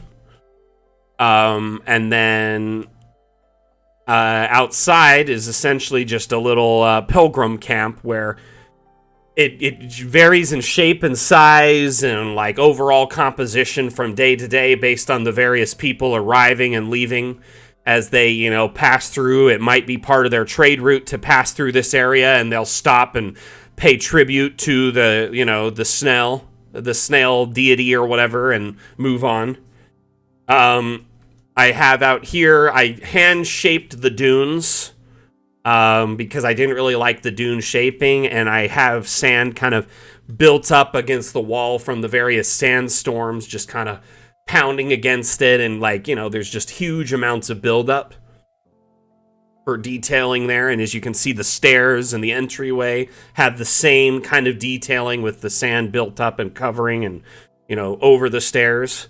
There's a huge gate which they open to let, travelers in, and they'll let people in for shelter if it's really dangerous outside, but they leave it closed otherwise so the sand and whatnot doesn't get inside and it remains relatively clean inside.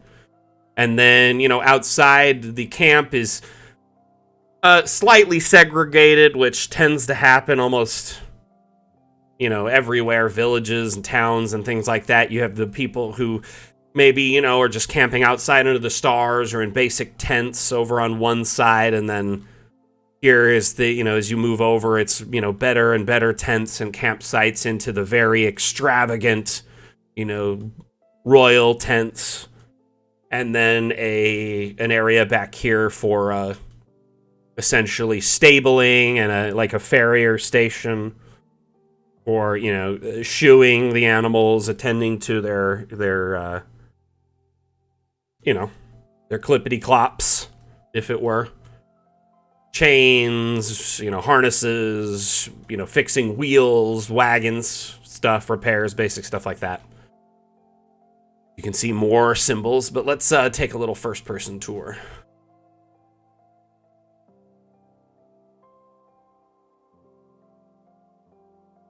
Thank you, Highland. I appreciate it. So as you can see, I went out of the way to really decorate around the camps. At least every tent has something inside of it, whether it's a bedding or, just basic decoration around and inside of it. I wanted it to feel more alive, So, here's a bedroll opened, here's a bedroll closed, here's a backpack, here's just a bed out in the open. Some chairs and whatnot, stools. Here we have like a little market stall. Guy feels like a halfling at the moment. Let's just scale him a little bit. So, like here, I'm assuming people would come through here as a trade route, obviously, to pass through to go to different regions, but they'd stop and sell, and sell their wares here too. And essentially set up camp here and, make profit off of it because people come through here all the time. And various vendors would, travel a long way to come here and capitalize on it, But at the same time, they come and pay tribute to, this very sacred site that their ancestors survived and, moved on from. I mean, what's the story of most heritage, like sacred heritage sites and religions? They either, like a miracle happened there, or they saved a whole groups of people's lives, and something like this is kind of both. Hey, Sack, how you doing, buddy? Welcome back, my friend. Is it just you tonight, or is yourself and Sausage in chat? So let's move in. We've got the cleansing station where people can, wash up and whatnot if they've been out in the elements. And then as you walk through, you'll see the symbol of the spiral, which, is now their holy symbol, signifying life and death. And, yeah, it's just all over the place. Etched, just painted and etched and all over whatnot. And then as you go through this beautiful, like, spiral into the temple, it is to signify, like a journey, starting and ending, so essentially it's a rite of passage to come through the spiral, enter the temple and pay tribute, pray, and you might even have like a spiritual moment or something, and then you move on. Oh my. How you doing today, brother? You having a wonderful weekend? I asked a bunch of people how they were doing and what they did, so I figured I'd ask you. Get caught up. For me, it's only 1:45 p.m. It's not even 2 p.m. here in the States in Vegas where I am at. But, this is a worldwide stream. We've got people from all over. Sack is about, I think, 8 hours ahead of me. Yeah, he is about 8 hours ahead of me. Are you on GMT there, Sack? Or Greenwich Mean Time? Or what is it? Like BST, one or the other? It's 5 p.m. for you, so you're like on like Eastern Time. BST? British Summertime, gotcha. Sorry, I don't really understand how the time zones function there fully, but, I'm assuming they're about the same as here, where it's just like you cross over into different zones, and that's like an hour or 2 hours ahead or behind.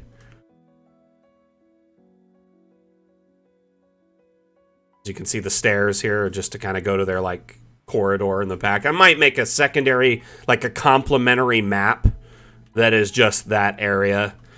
So if people are wondering. Gotcha.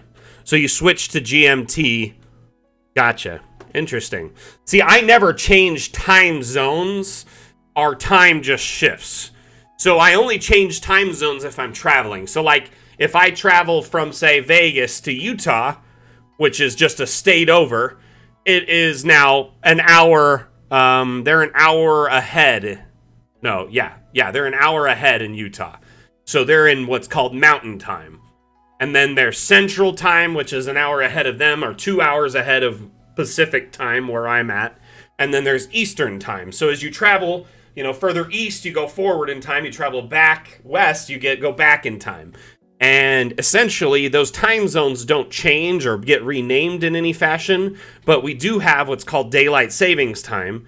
And twice a year, you just move your clock forward an hour and then move it back an hour. It's really redundant practice that I hate, and I'm so glad that cell phones and computers have essentially made the practice archaic and useless because it automatically does it.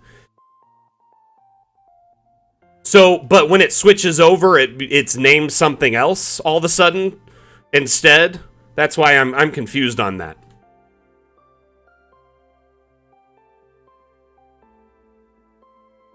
Gotcha. Okay, I misunderstood that entirely then. I apologize for my ignorance there. So yeah, this was my Map Maker Monday for the past few weeks, and I had a lot of fun putting this together, giving it a lot of life. That sun just, feels like it's beaten down. Really great. Let's go back here into the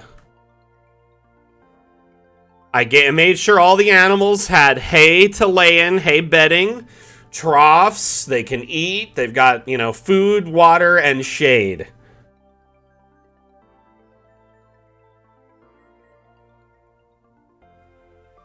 And as you can see, there is a poop cleaning service. They have plenty of food and water.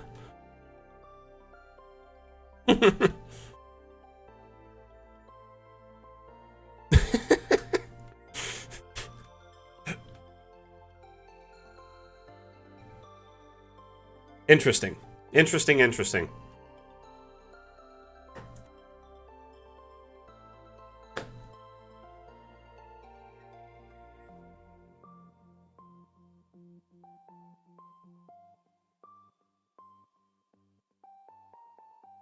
Geez, Sack, how many did you update today? Oh, 1, 2, 3, 4. I gotta check this one out. It's a brilliant take on the Sarlacc pit.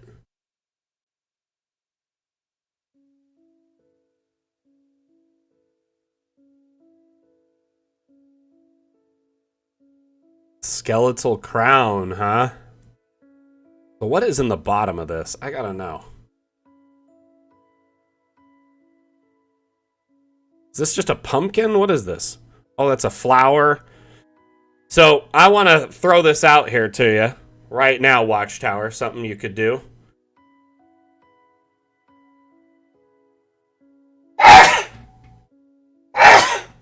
So, was this intended to be an eye or a mouth in the bottom?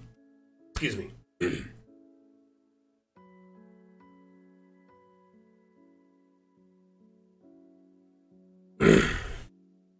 Yeah, excuse me. My sneezes are rather crazy.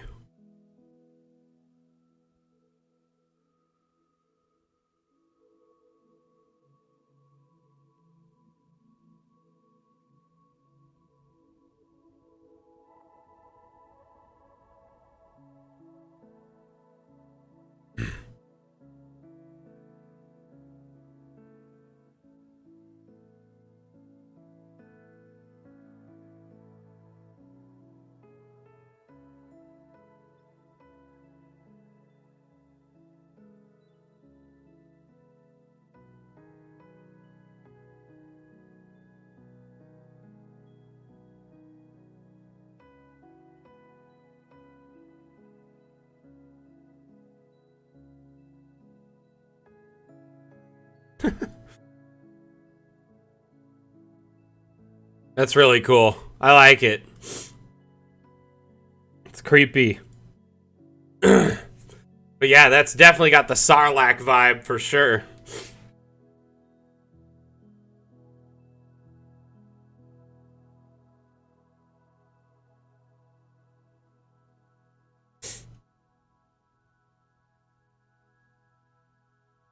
How did someone do tentacles recently? What were they using? It was the rocks, or was it the icicles, right? It was these, right? Like this one. Yep, that is Return of the Jedi.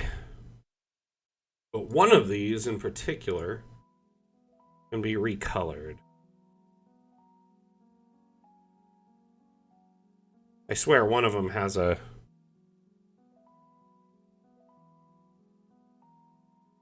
Oh, nice. Your aunt was in Jedi? That's pretty cool. Zach, how do you not know about Star Wars, though? Like... I swear, Hieronymo made a map a few weeks back, a month or so ago, and it had, like... something that looked like it, but what did he use? I can't remember what it was. Oh, it was Dragon Skulls. That's right. Thank you. Thank you, Psychedelic Hermit. So something like this. And then they sunk it into the ground to give it kind of a tentacle vibe. Oops.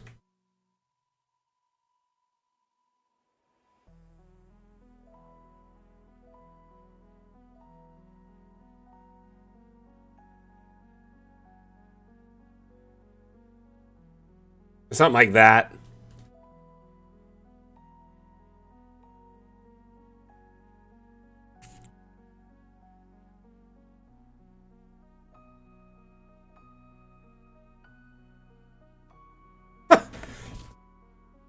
That's pretty cool, actually.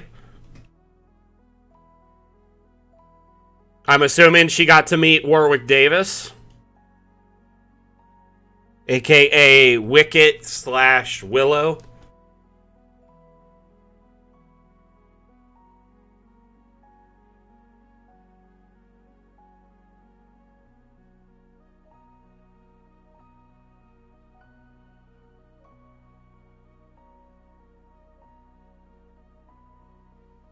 Nice, that's really cool. What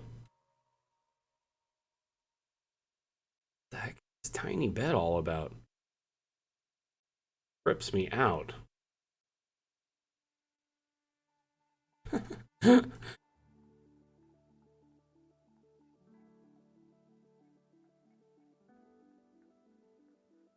It looks like Jabba's cruiser crashed here long ago.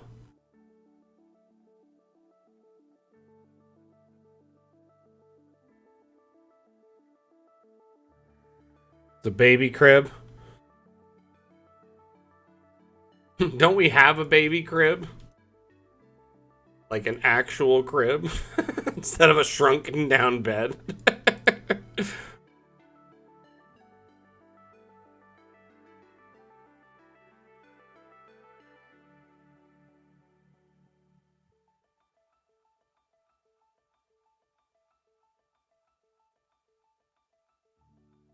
Why not all three? Like, there's no rule that says you can only like one of them. Or two of them. Why not both? This is cool. I really like this take. It's creepy. 1, 2, 3, 4, 5. Yeah, I guess so. 1, 2, 3, 4, 5. The kind of thing an idiot puts on their luggage.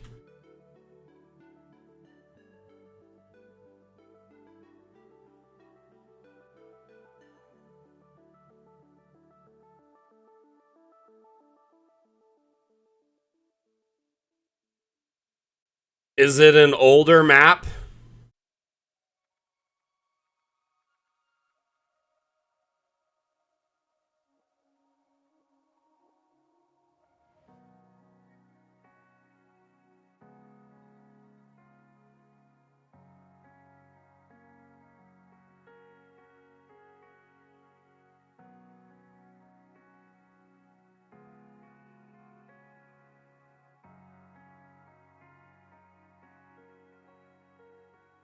I don't have an exact ETA. All I can say is soon TM, Corey.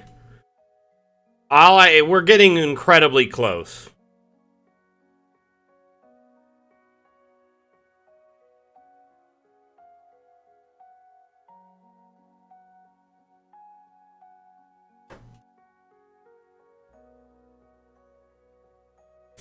I am very well.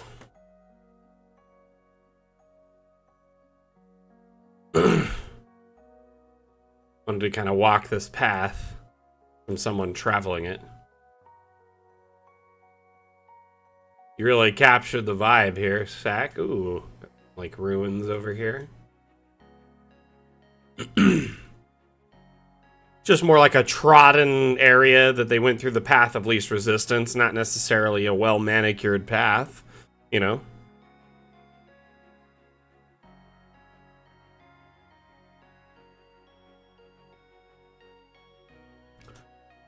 I am indeed well. I am hyped for the next update. I'm very excited for it, and I've just been getting mentally prepared, physically prepared, and we've got a lot of new things on the pipeline for this next update that'll be very, very cool for our community as a whole. It's really cool, Sack. Good.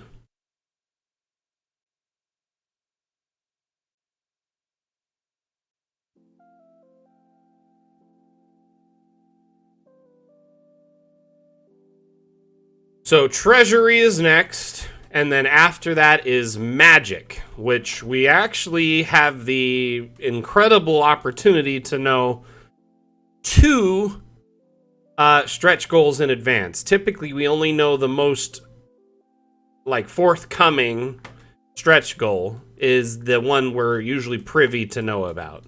And about a month ago or so, one of our lead developers, Vim Deher, was here on stream in chat, just hanging out, answering questions and vibing. And Vim leaked that our next update after this would be Magic. So essentially, we have, Treasury, and then right after that, Magic. And in our next update, the Treasury, if you haven't heard already, very, very amazing news is that we will be incorporating a 3D asset importer into our next update. So you can, if you can 3D model or sculpt or whatever, you can start importing your own custom assets, or if you have a library of them already from, supporting various creators or, Patreons or 3D printing or whatever, you can start using them in your games. So a lot of, stuff is on the horizon. This next update will also include a tracing feature, which means you can overlay a map or a floor plan over your, your world, your build, and use it as a template for your builds. So that is definitely... Oh yeah, the 3D asset import with Steam Workshop support is going to be amazing.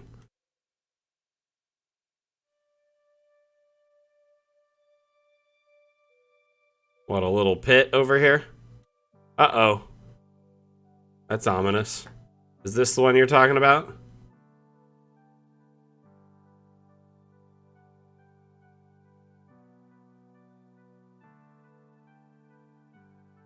Ah.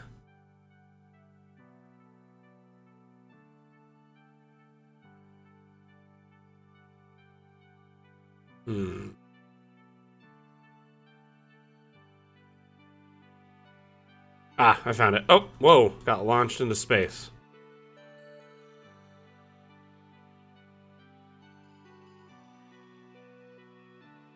Hey, see you later, Vanyakos. You have a good one. Thank you for being here.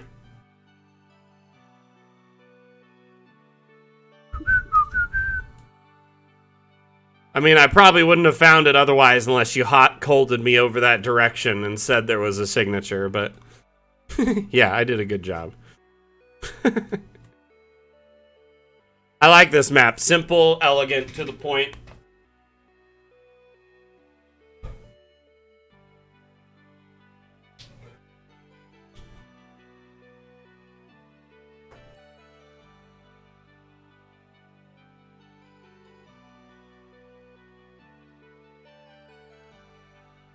All right, everyone. It looks like this is a good map to wrap up on. It is now about 5 past the hour. We wrap up at 2, typically. I'm going to give everyone a couple minutes here while I say my goodbyes. If you have any questions or suggestions or thoughts before we wrap up the stream, please let me know, and I will do my best to answer them. For those of you just tuning in, I am so sorry you're catching us as we are leaving, so use this opportunity to get your questions in if you have them. Make sure, if you haven't already, that you hit that follow button so you don't miss out on any streams in the future. We have 2 streams per week.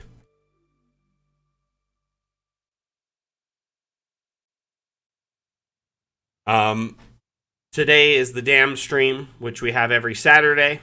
at 12 p.m. Pacific, 3 p.m. Eastern, 7 p.m. UTC, 9 p.m. CET. Then on Mapmaker Monday, which is at 9 a.m. Pacific time, 12 p.m. Eastern, 4 p.m. UTC, 6 p.m. CET, I hang out and build a map and, answer questions, give you tips and tricks for your builds. So if you want to catch us at another time, make sure you add it to your calendar. Alternatively, in our Discord, which is a great resource and the biggest location of the people in our community. It's a big, huge conglomeration, amalgamation of our community. There's tons of resources there, including a question and support forum, map sharing, the Dam Challenge channel, which is how you submit your maps for the current Dam Challenge, which is Crime, which you have until, let's look at the calendar here. So it's the 29th today. You have until Friday, August 11th, end of day, to submit a map. So 2 weeks time to work on, build up your map and the lore behind it and submit it to both the Steam Workshop and the Dam Challenge channel in our Discord, which, by the way, at the top is some rules pinned and the information for the most recent Dam Challenge, when it's due by, what it is, the rules to enter and participate, all that stuff. So if you're curious in participating and you want to know more about it, feel free to drop in our Discord in the Dam Challenge channel. Lastly, throughout the week, if you want to stay caught up with, teasers, information related to Dungeon Alchemist, you can find us on a variety of social networks. Gosh, I swear I never get TikTok right. One word, there we go. And I would really appreciate it if y'all could, if you are on any of these social networks, you drop us a follow, support our posts, say hello. We do our best to, support the communities out there that are sharing their maps and different builds and whatnot. And we're trying to grow our socials on all these different platforms simultaneously. So some of them, we have a little bit more success than others, and I appreciate anyone who supports us on those platforms. But if you're not already, it'd be great if you could do me a solid, drop us a follow on the various socials and support our various posts. We'll see you back Monday. Again, my name is Mac. I am the community manager for Dungeon Alchemist. This is the official Dungeon Alchemist stream, and we'll see you next time I give a damn. Back out.